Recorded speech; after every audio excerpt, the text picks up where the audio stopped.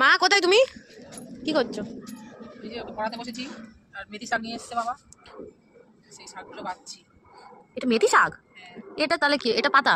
এই ডাটা কি করবে? কি ডাটাগুলো কি হবে? ডাবের থেকে ডাঁটাগুলো ফেলে দেবে আবার? এত গুছিয়ে রাখছো? না না ফেলবো না, এগুলো ফেলে দিলে কি আর গুছিয়ে রাখে? এইগুলো দিয়ে পরোটা হবে, মেথি শাকের পাতাগুলো দিয়ে পরোটা করবো। আর ডাঁটাগুলো রেখে দিয়েছে, শিম বেগুন কুমড়ো টুমড়ো সবকিছু দিয়ে একটা চচ্চড়ি করবো। আচ্ছা, এই ডাটা দিয়ে চচ্চড়ি হয় আবার? হ্যাঁ, খাসি না। তাহলে কি রান্না করে আমি একা খাই? আর কে কে ভুলে গেছি কখন কি খেয়েছি। এই ডাঁটা দিয়ে চচ্চড়ি করলে খুব সুন্দর, মানে মেথি শাকের গন্ধটা সুন্দর না, হুম। চচ্চড়িটা খুব সুন্দর গন্ধ লাগে। বেগুন একটু কুমড়ো আলু আর এই ডাঁটা দিয়ে আর চচ্চড়ি কবে করবে তুমি? কি? তুমি শুধু বলে পরোটাটা কবে করবে, চচ্চড়ির দরকার নেই। পরোটাটা কবে করবে? পরোটাটা আজকে করার ইচ্ছা আছে, সন্ধ্যেবেলা রাত্রিবেলা। আচ্ছা। রাত্রিবেলা আছে শনিবার নিরামিষ না, হ্যাঁ। ভাবলাম যে রাত্রিবেলা এটা পরোটা করবো আর বেগুন আর টমেটো পোড়া দেবো দিয়ে আর ওইটা দিয়ে খাবো। ঠিক আছে, ধনে পাতা চাটনি করে নেবো। কিন্তু দুটোর একটাও তো আমি খাই না। কোনটা? বেগুন ধনে খাবি না, পাতা শুধু পরোটা খাবি।